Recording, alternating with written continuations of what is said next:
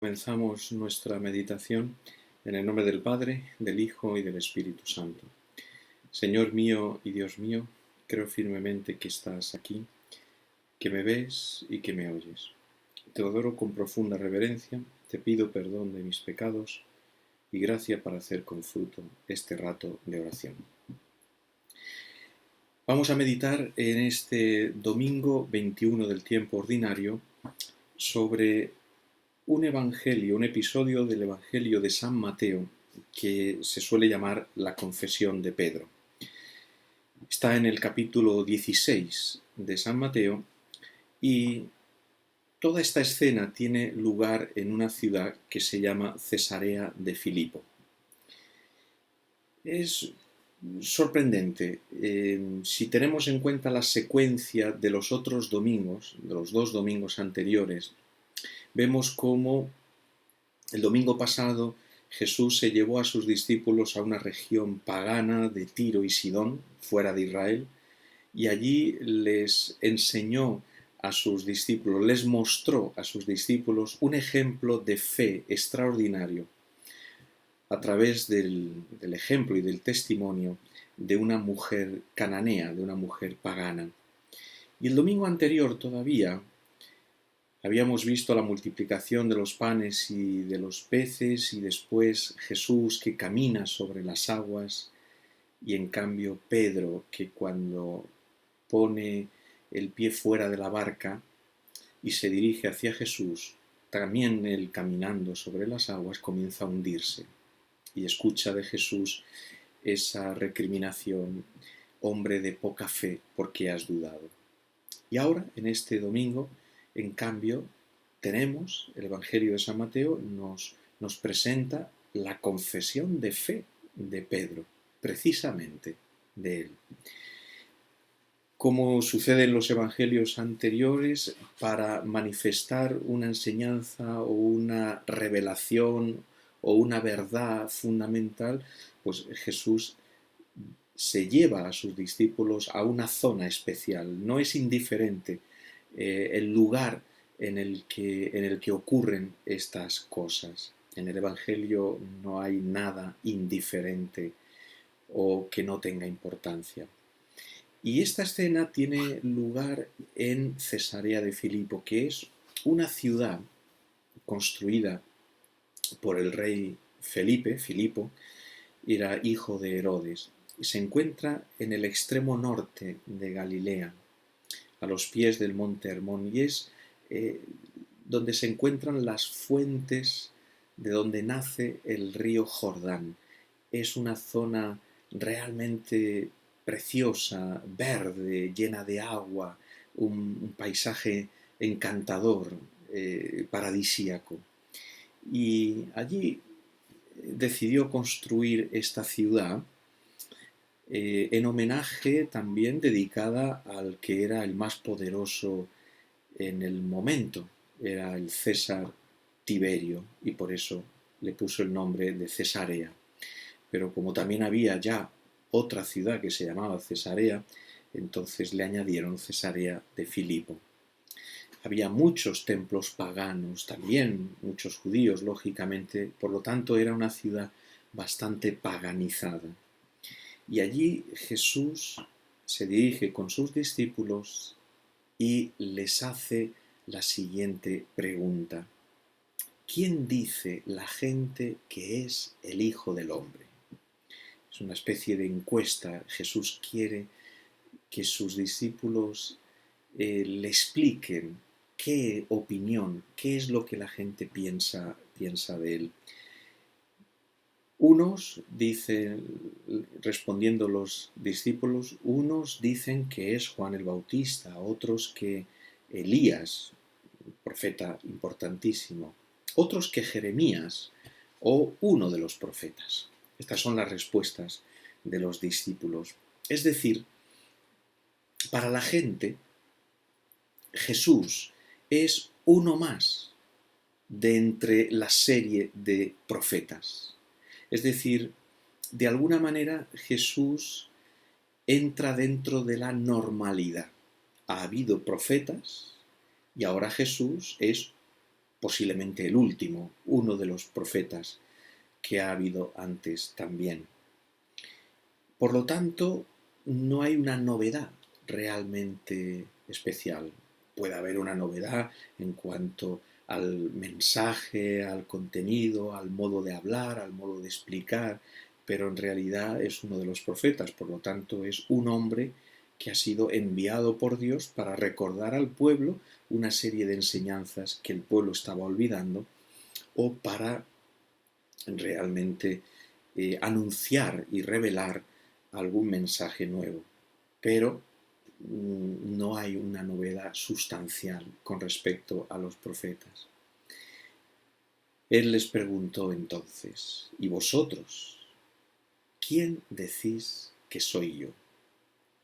Esta pregunta es extraordinaria porque entonces Jesús quiere ver si realmente sus discípulos han entendido, si realmente sus discípulos llegan a comprender el misterio de Cristo.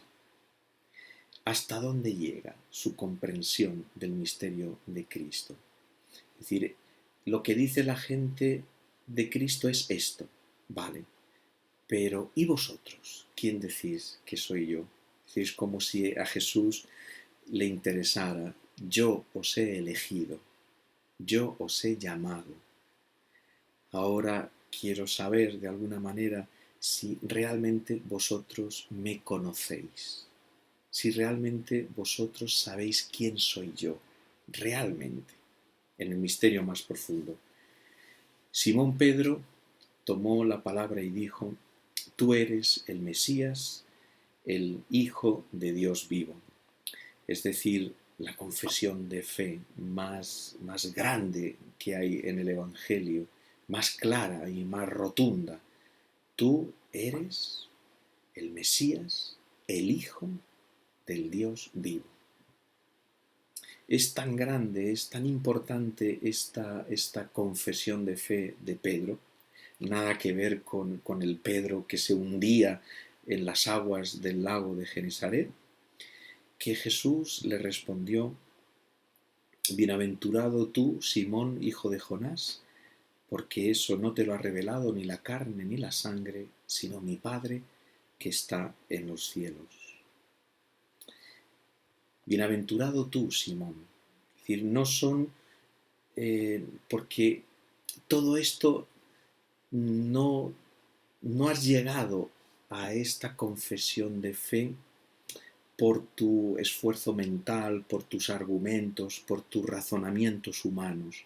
No es que hayas hecho tú un esfuerzo y al final, dándole vueltas a tu cabeza, estudiando todas las posibilidades, utilizando todos los argumentos y todos los razonamientos, al final has llegado a la conclusión de que yo soy el Hijo de Dios. No, todo esto tú no podías llegar. Esto te lo ha revelado mi Padre que está en los cielos.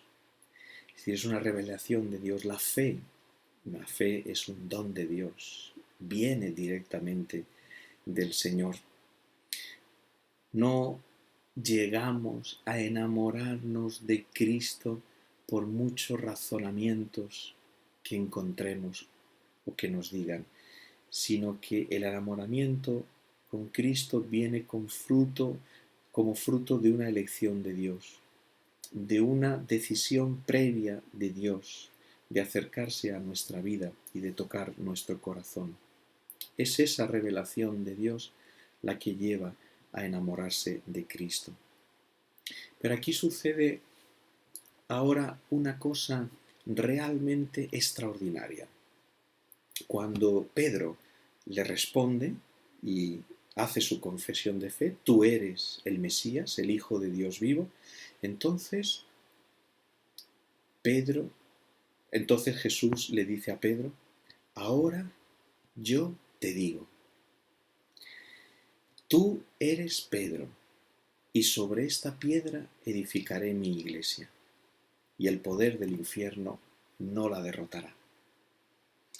Esta es la declaración del primado de Pedro en la Iglesia, del papel y del puesto totalmente singular y único que tiene Pedro en la Iglesia, como, como la piedra sobre la que se construye la Iglesia.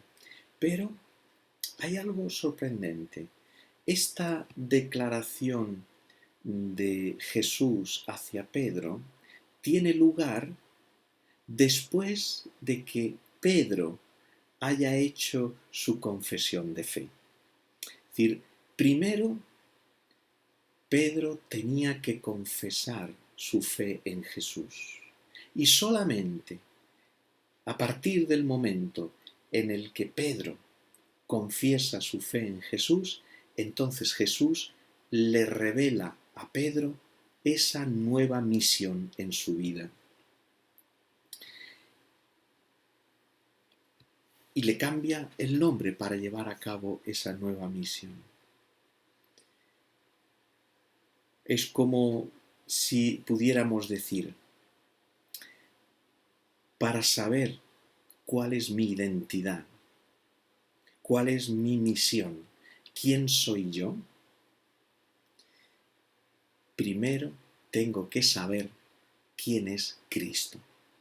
Solamente a partir del momento en el que yo sé quién es Cristo y quién es Cristo para mí, es cuando entonces descubro quién soy yo de verdad, cuál es mi identidad.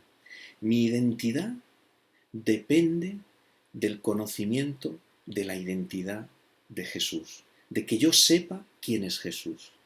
Y a partir de ese momento, cuando yo sé quién es Jesús y quién es Jesús para mí, entonces empiezo a descubrir quién soy yo, cuál es mi verdadera identidad, cuál es mi misión, cuál es mi papel, cuál es el puesto que Dios ha pensado para mí. Todo el mundo, todas las personas vienen al mundo no por casualidad, no porque sí, como las piedras o las plantas, sino que todos venimos a la tierra, todos venimos al mundo con un proyecto de amor de Dios. Y entonces ese proyecto de amor de Dios, descubrir ese proyecto de amor de Dios sobre mí, tiene lugar cuando yo empiezo a descubrir quién es Dios para mí, quién es Cristo en mi vida. Solamente así empezaré a saber y a entender quién soy yo verdaderamente y cuál es mi misión y cuál es mi papel y cuál es la tarea que Dios me ha encargado. Por eso Jesús le cambia el nombre a Pedro. Al principio le ha dicho, bienaventurado tú, Simón, hijo de Jonás. Es decir, esa es la identidad de Simón, es la identidad natural, es la paternidad. A todo el mundo la identidad la recibe de su padre. Conocer la paternidad de algo es conocer el origen, de dónde viene, y por lo tanto, en aquella época, y también en la nuestra, de alguna manera, para saber y conocer a alguna persona, se sabe y se quiere saber de quién es hijo, quién es su padre, de dónde viene, cuál es el origen de su vida. Y ahora Jesús le cambia el nombre, le dice, tú te llamarás Pedro, y sobre esta piedra edificaré mi iglesia. Es decir, ahora Pedro recibe una nueva identidad, que ya no es la identidad natural que ha recibido de su filiación humana, de ser el hijo de Jonás. Ahora él tiene una nueva identidad y por eso pasa a llamarse Pedro. Y el papel fundamental de Pedro, la misión que recibe, es la de ser esa piedra fundamental en la iglesia. Pero aquí hay una dificultad. La dificultad es que en español Pedro y piedra parece que estén relacionados.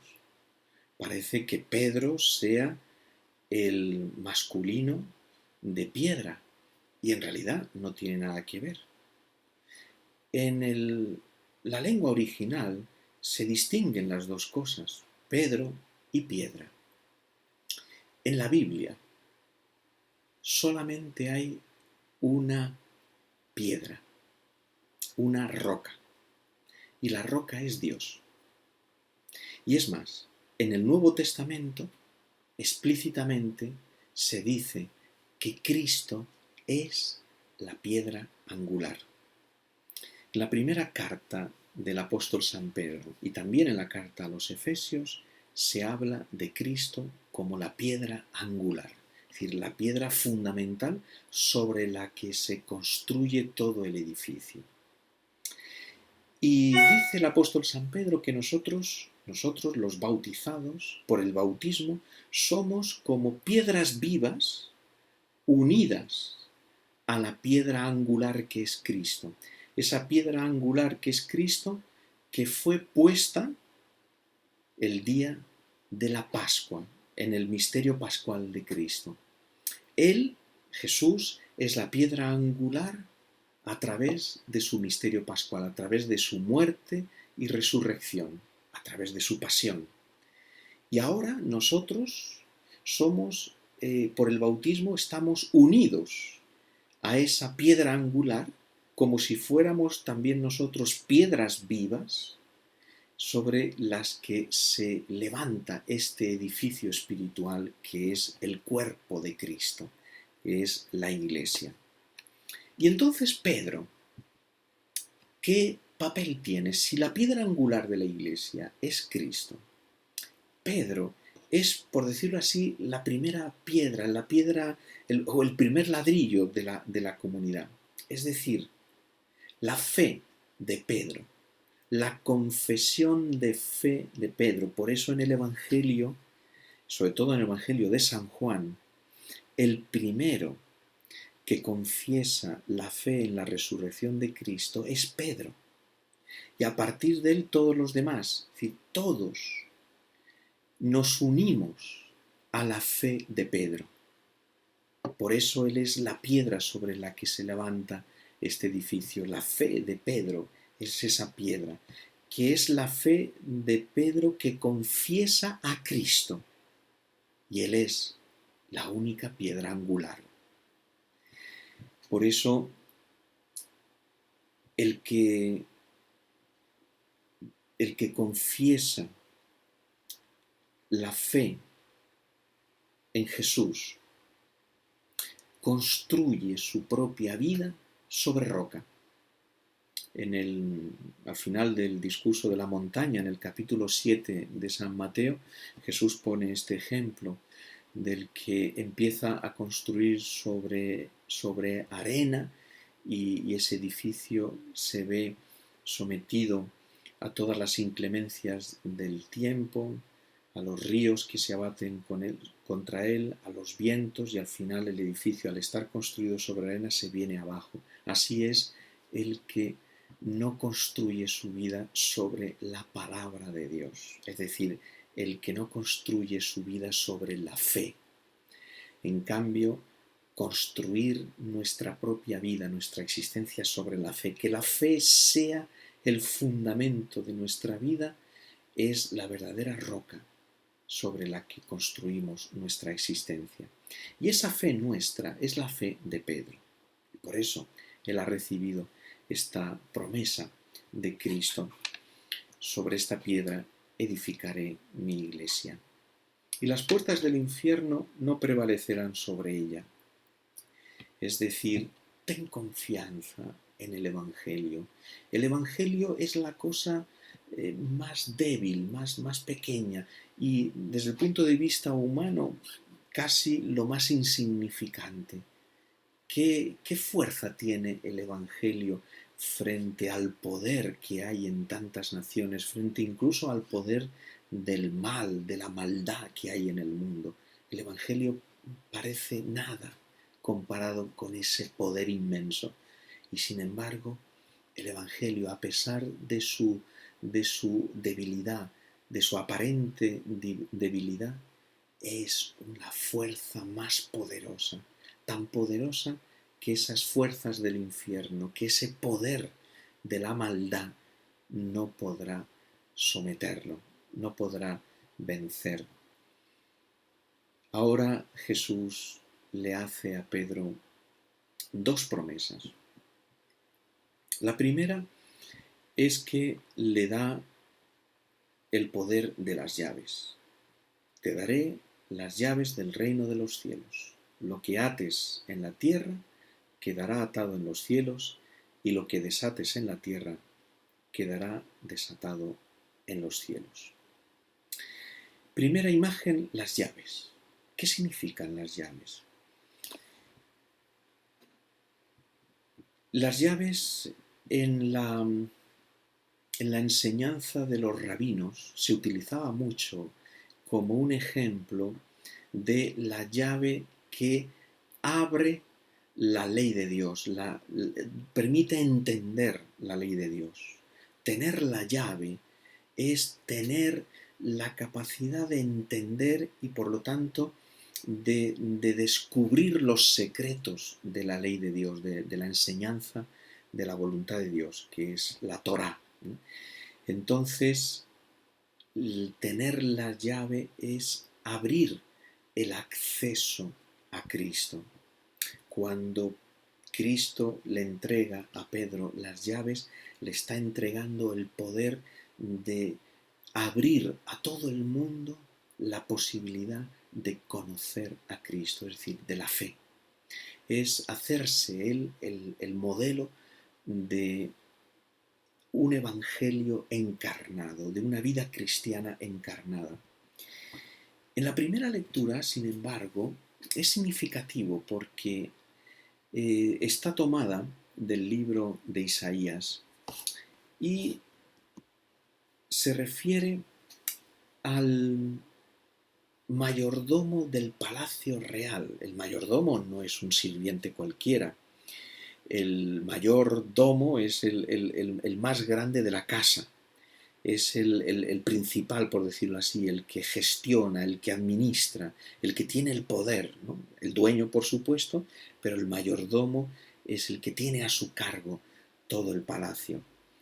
Y entonces le dice el Señor al mayordomo del palacio, un tal Sobna: te echaré de tu puesto, te destituiré de tu cargo. Aquel día llamaré a mi siervo, a Eliacim, hijo de Hilcías. Le vestiré tu túnica, le ceñiré tu banda, le daré tus poderes. Será padre para los habitantes de Jerusalén, para el pueblo de Judá. Y ahora utiliza una expresión extraordinaria. Dice así: colgaré de su hombro la llave del palacio de David. ¿Por qué colgarle la llave en el hombro? ¿Qué significa? Posiblemente era una costumbre de la época el llevar la llave colgada al hombro, la llave en la espalda. Sin embargo, esta llave que significa el acceso a Cristo, el poder entrar en el misterio de Cristo,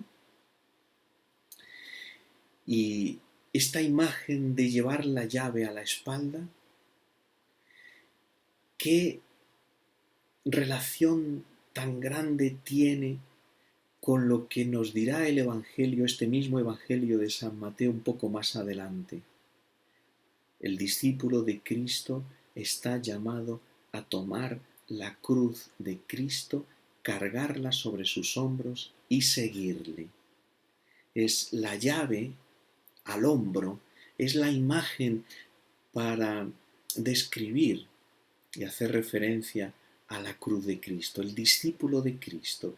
Pedro, se le cargará también la llave en el hombro, porque él también tendrá que participar del misterio pascual de Cristo. También él tendrá que llevar la cruz de Cristo. El Evangelio, entonces, es la llave que lo abre todo. En nuestra vida hay cosas que atar porque no están todavía bien atadas, y hay cosas que desatar porque están demasiado atadas.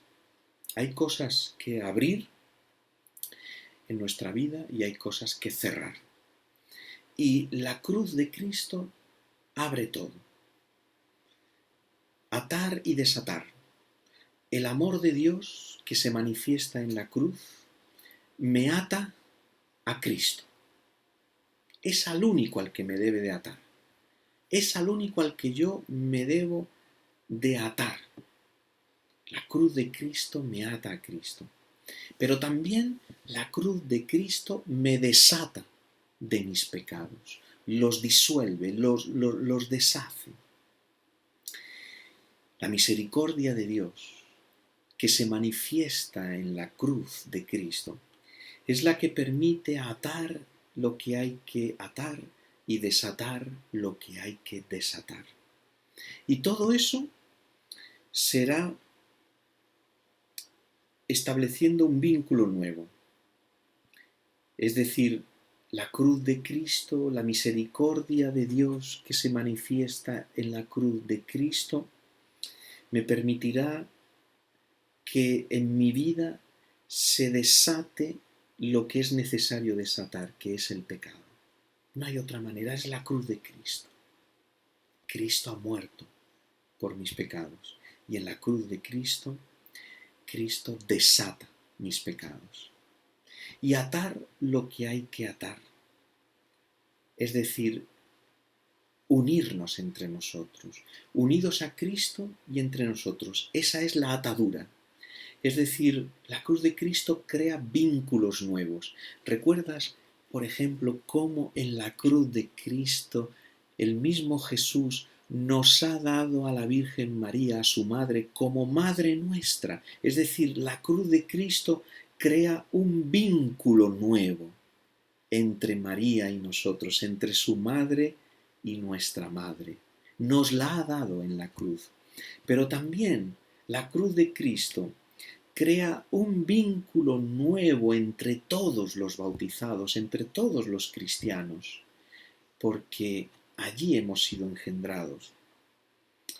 A través del bautismo, nosotros entramos en la familia de Dios que ha sido engendrada por la cruz de Cristo. A través del bautismo, nosotros somos atados, vinculados a esa nueva familia. Y todo esto en el cielo y en la tierra, lo que se ate en la tierra será atado en el cielo, porque todo eso se hará según la voluntad de Dios, porque es lo que Dios quiere, todo se hace según Dios. Hemos visto la confesión de Pedro y también nosotros tenemos que responder en nuestra vida, ¿quién es Jesús para mí? ¿Quién digo yo que es Jesús? ¿Quién digo yo que es Jesús con mi palabra? Pedro lo dijo con sus labios, pero también ¿quién es Jesús con mi vida? Pedro, poco después, tuvo que confesar su fe en Jesús entregando su vida, dando su vida por Cristo.